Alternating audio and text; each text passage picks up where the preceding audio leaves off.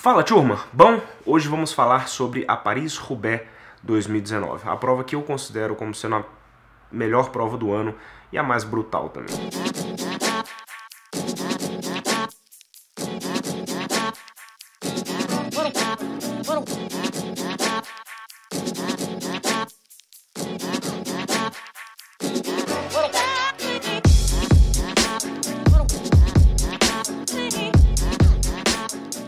A Paris... Bom, primeiro fazer um contexto histórico aqui sobre a Paris-Roubaix. Já fiz um vídeo uma vez contando um pouco da história dela, mas acho que não custa refazer para os novos entrantes aqui do canal, para quem não viu aquele outro vídeo.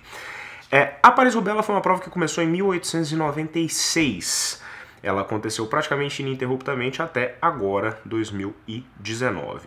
O nome Paris-Roubaix vem porque ela começava em Paris e ia até Roubaix, que é uma cidade na parte norte, mais um pouquinho ali pro nordeste da França, bem próximo à fronteira com a Bélgica, próxima ali à região das Ardennes, ali no cantinho da França. Até colocar um mapa aí para vocês verem.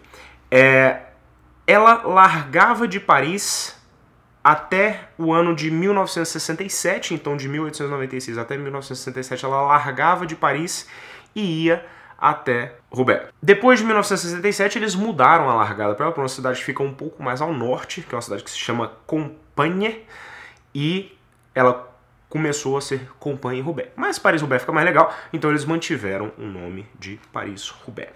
O apelido dessa prova é Inferno do Norte. Esse apelido Inferno do Norte veio pós Segunda Guerra Mundial. Muita gente acha que é por conta da dificuldade da prova. Para quem não sabe, a Paris-Roubaix é uma prova de 257 quilômetros com 29 trechos de paralelepípedo. E os paralelepípedos da Paris-Roubaix eles são bastante característicos da Paris-Roubaix. As estradas são estradas assim milenares, antiguíssimas. Então você tem uns paralelepípedos extremamente desencaixados, buracos muito grandes entre os paralelepípedos, então o pneu cai inteiro dentro do buraco e vai batendo aquela chacoalheira. Inclusive o Filipão, que é o presidente da Trek aqui no Brasil, ele participou da prova amadora, que você pode, inclusive, qualquer pessoa pode ir lá e participar, fazer o percurso da Roubaix numa prova amadora que existe lá. E ele falou que, cara, é inacreditável, assim, dá buraco na mão, etc. É bem complicado mesmo. Então é uma prova extremamente difícil e extremamente imprevisível, porque cada trecho de paralelepípedo pode acontecer alguma coisa, pode quebrar roda, pode furar pneu, pode cair nas areias que tem no canto de curva, então é realmente bem uma prova muito difícil. Então eu considero a melhor prova do ano por conta disso. Mas voltando a falar do apelido da prova, este apelido veio pós Segunda Guerra Mundial, porque quando, logicamente, a prova não aconteceu durante nem Primeira e Segunda Guerra, por conta de todo o contexto, e quando eles foram fazer um reconhecimento do percurso da prova pós-guerra, para ver como é que estava tudo, foi uma região tão extremamente bombardeada e as guerras ali foram tão intensas, porque, para quem não está tão por dentro do contexto da Segunda Guerra Mundial, o final da Segunda Guerra Mundial aconteceu naquela região, no norte da França.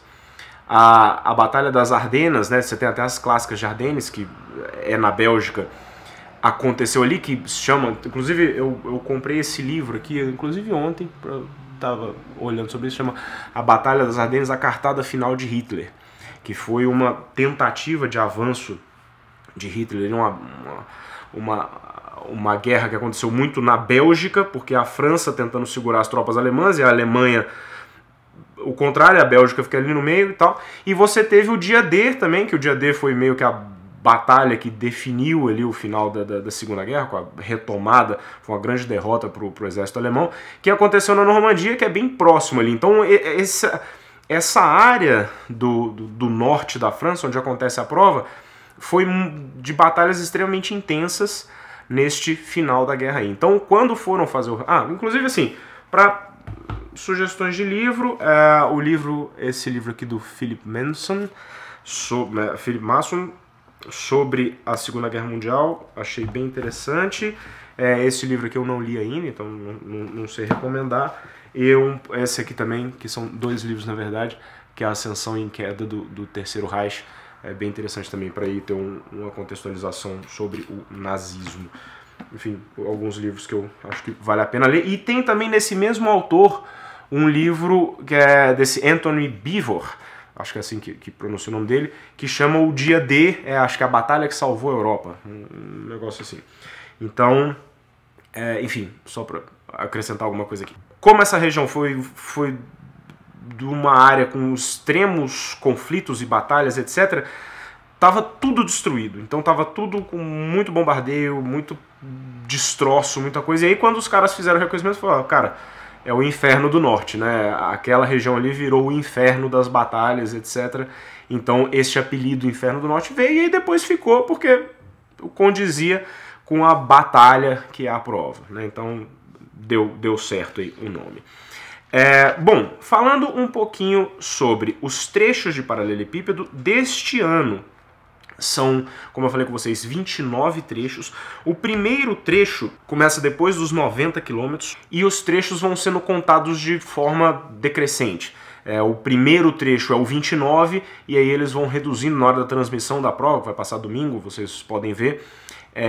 Eu não sei, a ESPN ano passado transmitiu aqui com comentários em português, não dos melhores comentários, mas foi aqui feito em português. Não sei se esse ano vai ser feita a transmissão novamente, mas deve ser e vale muito a pena assistir. Então domingo dê uma olhada aí na programação da ESPN que deve passar. Então você vai vendo que eles vão contando os trechos ao contrário. Então passa primeiro 29, depois 28, E existe uma classificação do tipo de trecho, de acordo com a dificuldade dele. Quanto mais estrelas tem o trecho, mais difícil é aquele trecho. Então existem 3 trechos que tem a classificação máxima, que é a classificação de 5 estrelas. O primeiro deles é o Arenberg, que é o trecho 19, lembrando que vai ao contrário, que acontece com 162 quilômetros de prova. É um trecho com 2,4 quilômetros e é no meio de uma floresta com muito musgo, enfim, acontece muito tombo lá, tem várias histórias do ciclismo aí nesse trecho, é bem interessante.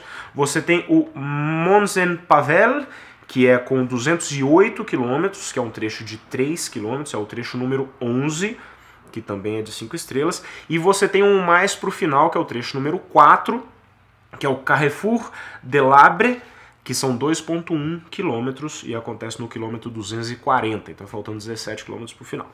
Aí você tem 3 trechos de 4 estrelas, o 26 que acontece com 111 quilômetros, o 20 que acontece com 153, o 17 que acontece com 174, o 15 que acontece com 185, o 12 com 203 e o 5 com 237 quilômetros de prova. Aí você, com 3 estrelas, você tem 15 trechos. E os 2 e 1, eles são relativamente bem mais tranquilos para os padrões Paris-Roubaix. Então nem fiz aqui a contabilização. Para a edição desse ano, eu fiz aqui uma lista dos favoritos, né? Primeiro, Peter Sagan, porque ele foi o vencedor da edição 2018 da prova. Teve uma vitória fantástica, atacou de longe, foi junto com o suíço. Na verdade, tinham 2 caras. O suíço era um dos esqueci o nome do suíço. Ele foi o cara que conseguiu entrar no velódromo final lá de Roubaix com o Sagan. O Sagan venceu. Boto ele como favorito, apesar de que ele teve uma doença estomacal, intestinal, sei lá o que aconteceu, há uns 2 meses atrás, e ele não está conseguindo ter uma boa performance para os padrões desses caras nas clássicas agora.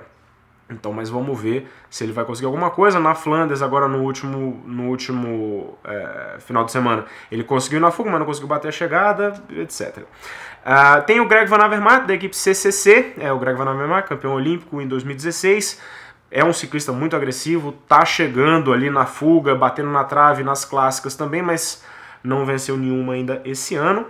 O Mathieu Van Der Poel não vai correr, é um cara que está andando muito bem nas clássicas, mas não vai correr a Paris-Roubaix. Não sei se ele vai voltar para o mountain bike, o ciclocross, que ele ganhou o campeonato mundial agora. O cara é um monstro em tudo, mas não vai participar. Só citando aqui que é um grande nome que não vai participar. O Wout van Aert, que é o grande algoz do Van Der Poel no ciclocross, ele corre pela equipe Jumbo, vai correr, tá andando muito bem, acho que pode ser considerado como um dos favoritos. O Christoph, da Team Emirates, que está andando muito bem. Da Quick-Step, você tem alguns ciclistas que são favoritos para poder vencer essa prova. Você tem tanto o Gilbert, você tem o Yves Lampaert, você tem o Stibar, você tem o Casper, que fez segundo agora na Flanders. Então são caras muito bons. A Quick-Step tem um leque de atletas muito bons para provas desse tipo. Falando mais um desfalque aqui, que é o Nick Terpstra. Ele sofreu uma concussão grave na Flanders. Eu até confundi lá, eu falei que ele era da Quick-Step, mas ele está, na verdade, agora na Direct Energy. E por conta dessa concussão, ele não vai participar da Paris-Roubaix. Também era um nome aí forte para vencer, mas não vai participar.